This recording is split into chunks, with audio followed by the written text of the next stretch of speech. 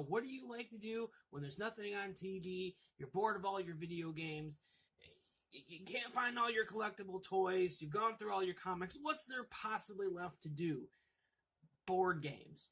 So in this awesome version of Bumble Breaks It Down, we're going to be talking about a board game that actually kind of helped me get back into board games again, because for the longest time I almost quit them entirely. No real reason. Just as I got older, I got more into gaming and stuff, and it wasn't until I got invited over to a friend's house, and he says, "Bruh, true story." He goes, "Bruh, listen, I got a sick game here. You got to try, bruh. Come on, bruh." I wish I was making that up. There were many bras, and says, "Dude, you got to try this game. It's really awesome." And I thought, sweet. So I go over, try this game out, and before you know it, it's 4 o'clock in the morning, and I got there at about 8 o'clock at night. So,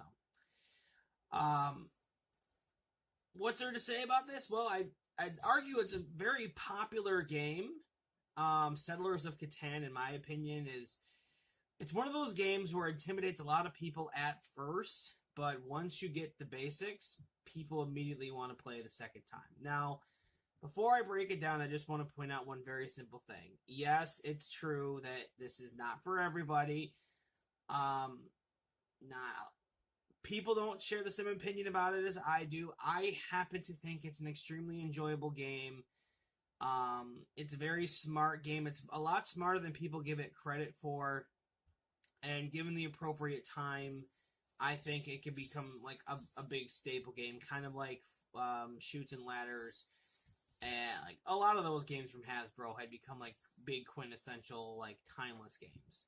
So what we're going to do in this one is a little bit different. I'm going to be showing you the layout of the game as it is now, and then I'm going to be showing it to you from a little bit different perspective to kind of give you an example of how it plays out. Because if I tried to videotape how it plays out for real, chances are it's going to get really boring really fast.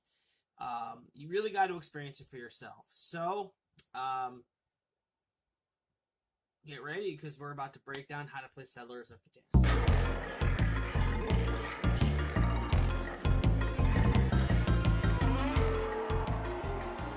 So this is it. This is what Settlers of Catan looks like.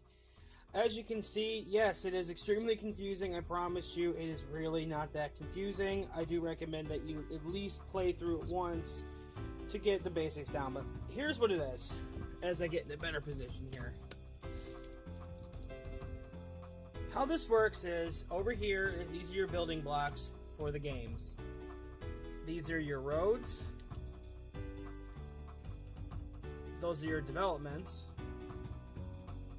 And these are cities. Everybody has those three things, and you have numerous versions of them.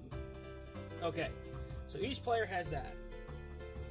Each player also has, and I gotta pull it from over here, the building cost card. Now this right here is, I guess, the blueprint for how to play this game. Each one of these you'll notice, as I'm trying to hold this and film. Let's see. In order to, the road that I just showed you, you need to use these resources here. Those resources come into this. So, and again, I know this is really confusing. I promise you it'll make more sense. When you start the game, each person they have a placement phase. Now, some people do both settlements at once. I don't play that way. I recommend each person plays one development, and you place each development. It has to go on the corner, on any corner on any one of these hexagons. It can't go in the middle, it can't go inside, it goes in the corner. And then you place a road, and that's going to follow along the line in any real direction, but it has to be connected to a development. Okay, we're following here? Good. So you're going to do that. The next person's going to do the same thing anywhere on the board. It has to be at least two of these, 2 road lengths away before they can put another one down. So they couldn't put a development here and screw you over. Also, a personal house rule of mine is that I don't let anybody set up on the outside and get the ports automatically. I personally don't think that's very fair. So then it comes back to me. We do it again, and I don't know. Let's put one right over here, and then another road there. And then when you put your second one down, those are the resources you get to start the game with. Now, resources. How do you know what resources they are? Again, that all comes to the color of what all these are. And since you're touching 3 different things, you're going to get one of these, and one of these. And then we're going to go over here. Those are the resources. You have livestock, you have bricks, you have stone or ore. I've heard it both ways. You have wood, and you have wheat. Now, since that was my second one, right up there, as you can clearly see, I have a dark green, a light green, and a mountain. So I'm gonna get a livestock, I'm gonna get a wood, and I'm gonna get an ore to start the game. Now, whoever goes first, how this game begins, very simple. 2 6-sided dice, roll them.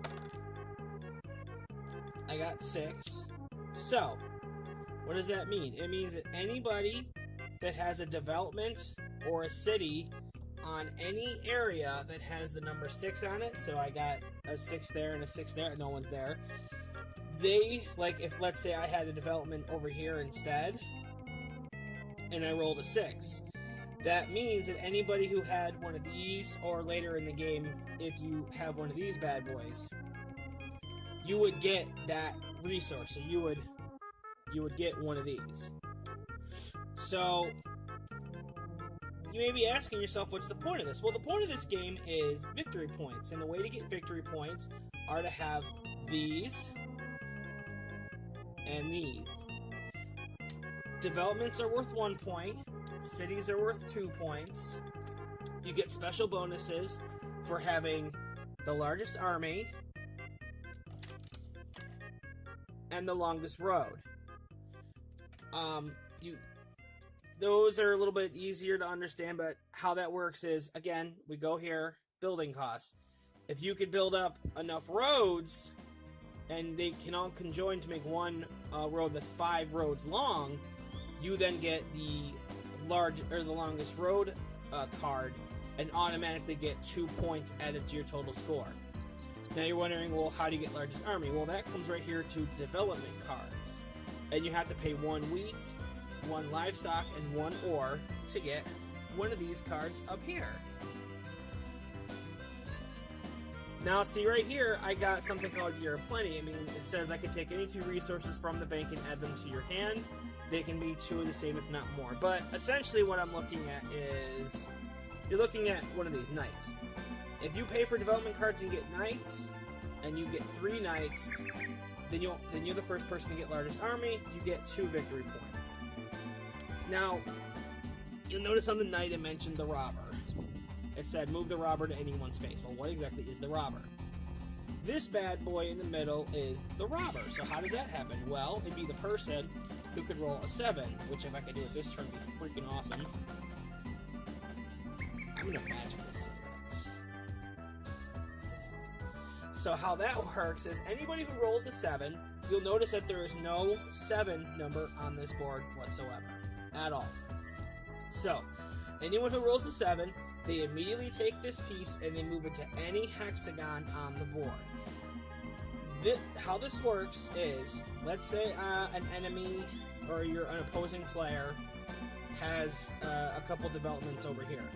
You would then put that robber on that place. You would then pick a card at random from their hand, a resource card, mind you, and add it to your hand. And also, anytime somebody rolls an 11, if they have a development or city on that area, they cannot get a resource from it. So, as you can see, really, this whole game is just building your resources, properly laying out developments and cities, careful strategy, first person to 10 points wins. A lot of it's chance, a lot of it is luck, but a good amount of it is really careful planning and making sure you understand how your resources work. You could be somebody who really just goes for building, like getting the most housing on the board, but keep in mind you only have so much to work with. You can rely on your bonuses and try to get these bad boys, but essentially that's what the game is in of itself. And again, my apologies if there are things I'm not explaining in full detail. It's one of these these are one of these situations where I'd say it's better to kind of see on your own what goes into it, because there's just a lot that goes on. And one last thing, you'll notice that here we have things called ports. Now, how ports work are a little different. Anytime you have one of these on any area that has those docks, like at any corner, but it's connected to a dock, you would get that port, and that you hold that for the rest of the game.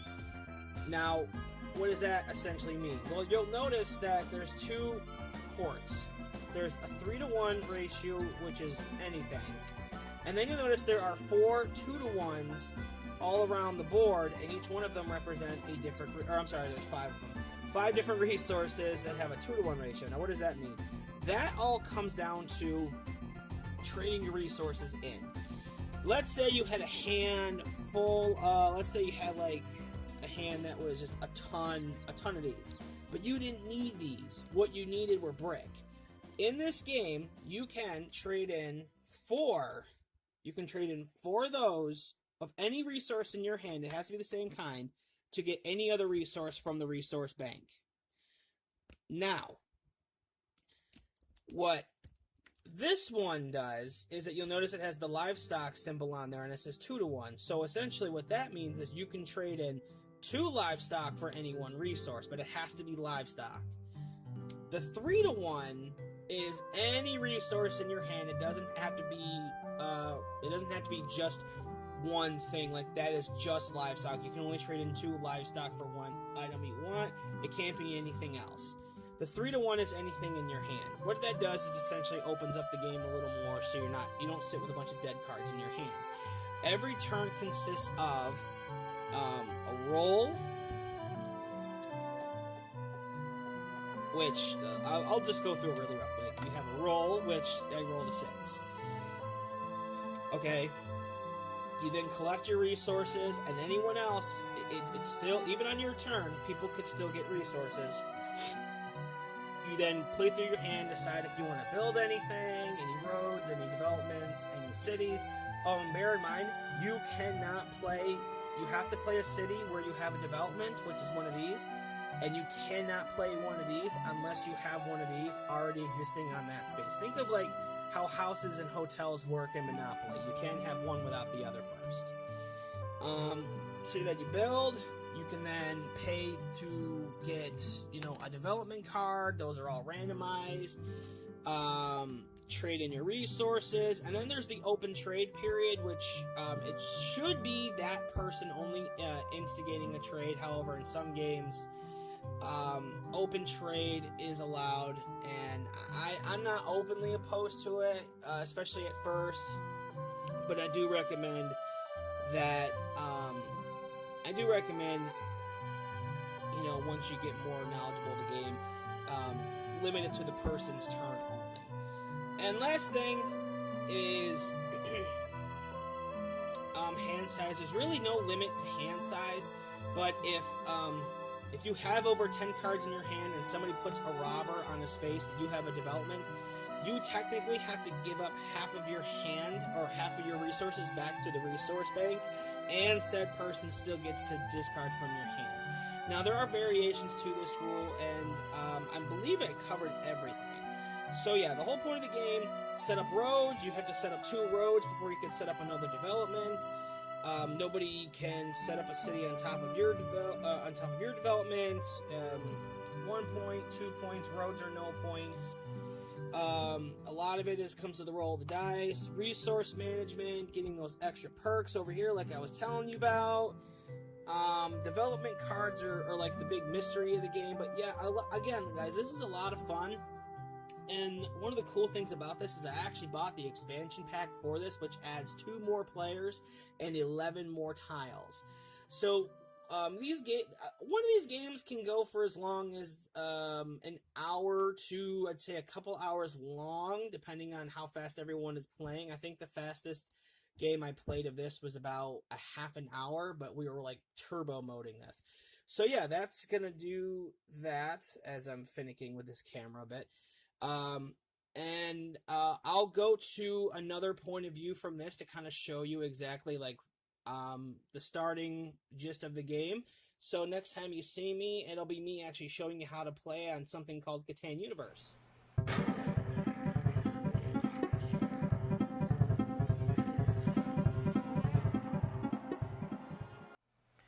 Alright, so this is how a normal game starts. This is Catan Universe on Steam. It's a free download. I recommend getting this to better understand the rules of the game.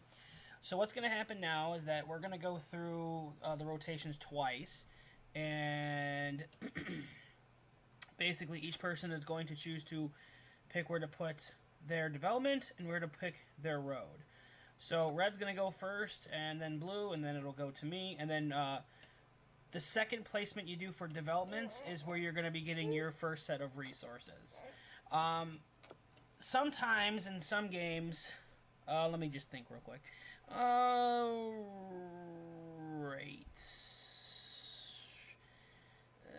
I'll take there, and it's a little risky, but I'll take it. And it's gonna let me go again, and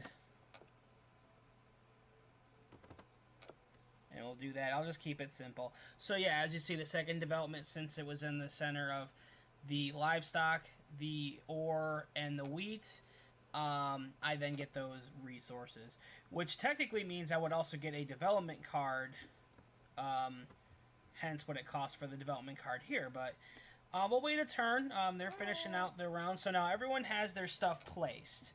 So technically now we're rolling. He rolled a 6, which means that I would get an ore. Now Slinky's gonna roll. He got an 8, and he was the only person that was on a brick, so he's gonna decide what to do next. He passes it on to me. I choose to roll. I got a 4. Nothing came up. Double click on the development card. It's gonna ask me if I want to get it. I'm gonna say yes. And I get a knight, which means on the following turn, I forgot to mention that too, most of the time when you get development cards, it'll tell you to wait till the following turn. It won't let you play till the following turn.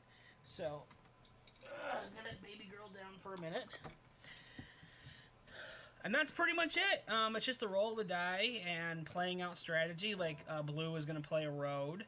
So, it's gonna go to me. Roll a 6. I'm now gonna play a knight, which it's not letting me do for some reason. Okay, I got it. Yeah, you gotta check the little mark there. And right there. And then I'm gonna pass it on. And yeah, that's pretty much how that works in a sense. Again, I mean, I recommend playing this, figure it out. What hasn't happened yet is the very obnoxious trading area. Like right now, he wants to do a trade. I currently... didn't have a chance to respond. No, I don't want to give up wheat this early, especially when he has that many cards in hand. But that's going to happen a lot. The trade option is going to get brought up a bunch of times. That's the only thing about this version I'm really not a fan of. This guy rolled a hard 7, so he's then going to move the robber on his own.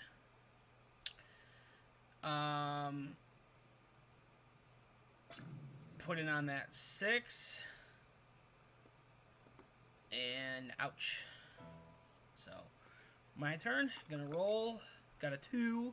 Nobody has anything on a 2. I can't do anything, so I'm just gonna pass. And again, this just keeps going and going until, more roads get built, more developments get placed, cities replace developments, people take advantage of ports, largest army, longest road, so on and so forth. So that's going to do it for this, guys. Hopefully, this was a neat little way of looking at it. I really encourage you to go out and test it for yourself. It's a lot of fun. So, hopefully, I was able to break it down for you. If you have any other questions, make sure to put them in the comments below. And until then, I will see you next time.